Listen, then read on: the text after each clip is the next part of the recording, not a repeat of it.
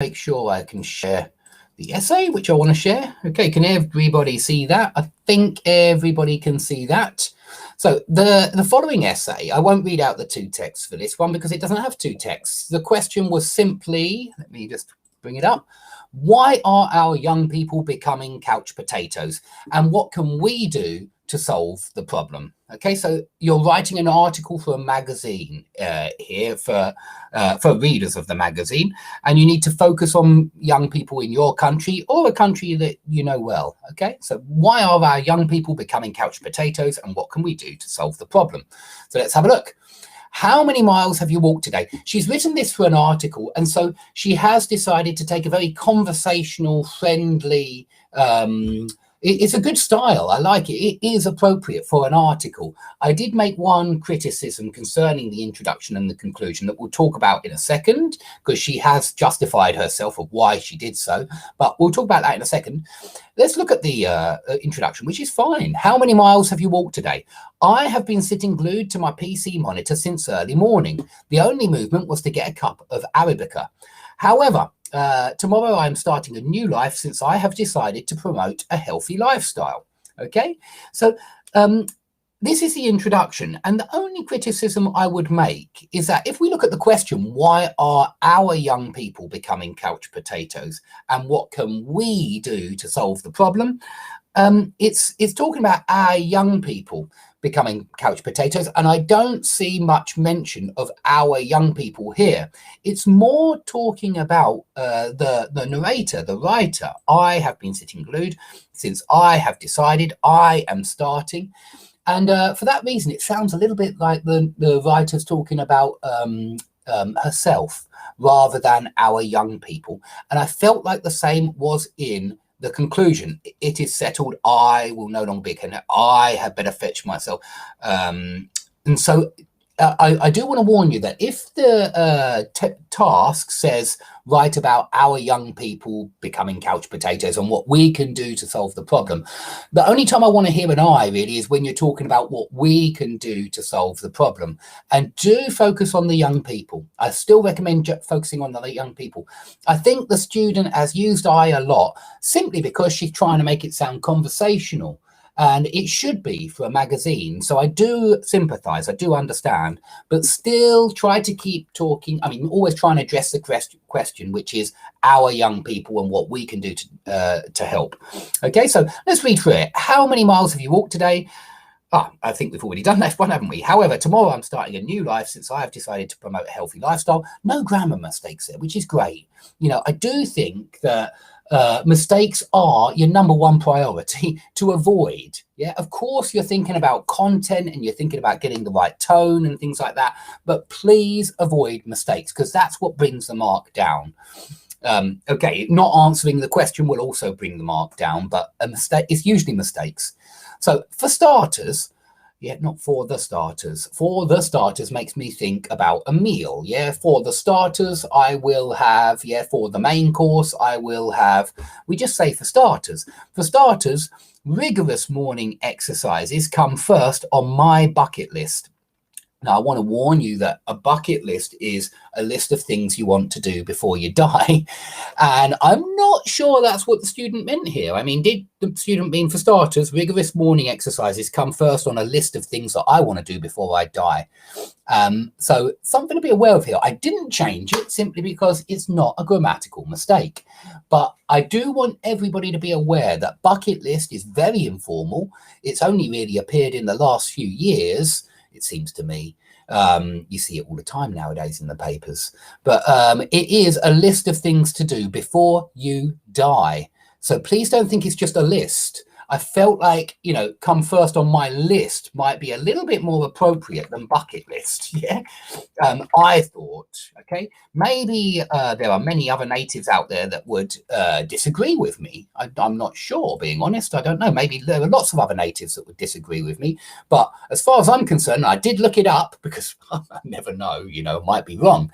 I looked it up and bucket list says list of things to do before you die. So be aware, bucket list is not just a list. It's a list of things to do before you die. Okay, I'll quickly say good morning to everybody because I see a lot of people are here. Mariam, Shaya, Romelia, Mary, Eunice, we, Online Data Graph. It's a very catchy name you've got there, Online Data Graph. And Eunice and Marcin. Looks like a Polish name to me, from Ireland. So hi, Marcin, as well. Let's get back to the work. So vigorous morning exercises come first on my list. Under COVID restrictions, many young people study online from home, but spending hours in the digital world in front of a pixel window makes us sedentary in habits. No, you can't really make somebody sedentary in habits anyway. It doesn't sound very natural. I think you just want leads to a lifestyle of sedentary habits. Yeah, leads to a lifestyle of habits where, habits where you're sitting around doing nothing, sitting on your bum most of the time. Yeah, so leads to a lifestyle of sedentary habits. Moreover, without the necessity to commute from home to study, youngsters are deprived of an opportunity to move, which results in slower blood circulation and deterioration of myocardial function. Very good concrete examples there that back up the students' arguments. That's great. Meanwhile, jogging, morning exercises, or Nordic walking can stand people in good stead. Okay, good. Secondly, the computerization of our social life has detrimental effects on young people's lives. I thought I missed a "the" there, but on young people's lives. Students hardly ever need to go outside to hang out with their buddies. Remember, if you mean almost never, you don't mean hardly, you mean hardly ever. Hardly ever is almost never.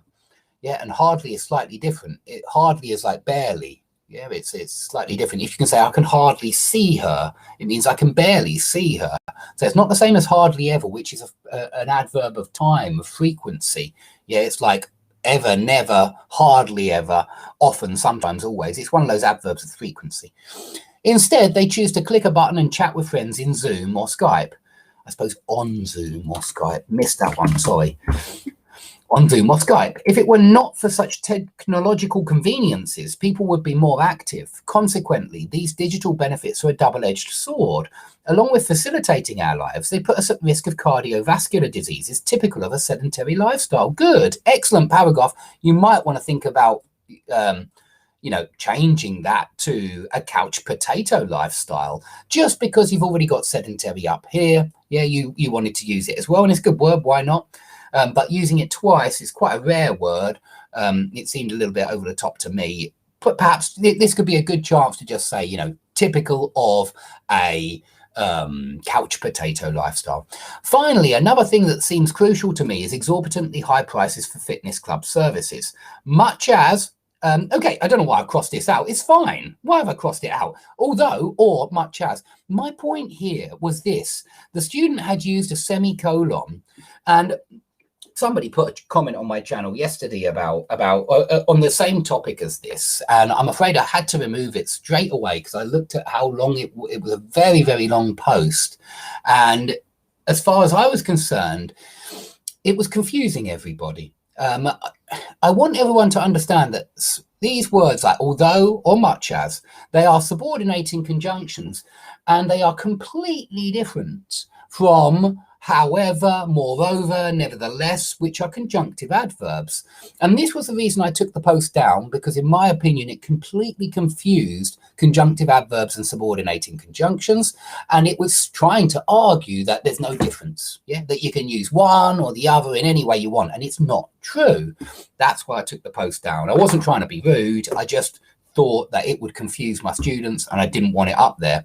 So subordinating conjunctions, they come at the start of subordinate clauses, and that means you use a comma to separate the main and the subordinate clause. Conjunctive adverbs do not start subordinate clauses. They do not start incomplete thoughts, and that's why they can join main clauses together. Yeah, and they very often do. These are words like moreover, however, furthermore, nevertheless. And that's why I got rid of this semicolon. You can't use a semicolon between a sub and a main clause. You've got to use a comma. So although or much as, catchy banners attract young people to practice wrestling in a stylish and innovative gym. That's your incomplete thought. Youngsters cannot afford the monthly fees. And I changed there to the, because I think we're talking about, whose monthly fees? We're talking about the gym's monthly fees, yeah? But we've got a gym, which sounds singular to me. So it sounds strange to say practice wrestling in a gym and then talk about their fees, the gym's fees. No, the gym is singular. So we would have to have its, or even better, the monthly fees. Yeah. Be careful with pronouns. I often tell students to be careful with pronouns because there are a lot of mistakes in essays with pronouns and it can get quite confusing. So what can save the day is a discount offer for students, enabling them to enjoy a wide variety of top-notch facilities. I, for one, would leap at the chance to convert melted calories into watts at a substantial discount. Okay, excellent. The chance, yeah? And it's because we describe the chance. What kind of chance? The chance to convert melted calories into watts. And so not a chance, it's not one of many. It's the chance, it's one chance to convert calories into watts. It's very specific. It is settled. I will no more be a couch potato. So again, we've got this very conversational style, but I do feel like the intro and the conclusion should be focusing on the question, which was, let me just remind you what the question was. Why are our young people becoming couch potatoes and what can we do to solve the problem? So focus on that in the conclusion. What can we do to solve the problem of young people becoming couch potatoes? When you write, it is settled, I will no more be a couch potato. Instead, I had better fetch myself a plate of fresh vegetables, including potatoes, and walk to the park to teach yoga and healthy dieting to a couple of kindred spirits. Isn't it better to be dubbed a potato coach than a couch potato? So a little joke there at the end, which is certainly appropriate for an article. I just feel as though it should focus on the young and what we can do to help them. It should be fun and friendly as it is. It's the right tone, but do stick to the task, especially in the intro and the conclusion. I feel like, especially in these two parts, you want to really be addressing the question that you've been given. Okay, but very few mistakes. And so I thought this essay was slightly better than the one we just looked at. Okay, but very good. Both essays very good. Yeah, I think that they will both get good marks. Okay, let's see who else has made a comment. Yeah, I am a Pole. Hi, hello, Martin then. So nice to meet you. A Pole living in Ireland. We have a lot of Polish actually in this town. In my town, we have many, many Polish. I believe it's the second language in this town as well. And so I like the Poles. I've got a lot of love for the Poles. Okay, morning Anand, morning Lena. Спасибо огромное. Я очень рад, что вам нравится.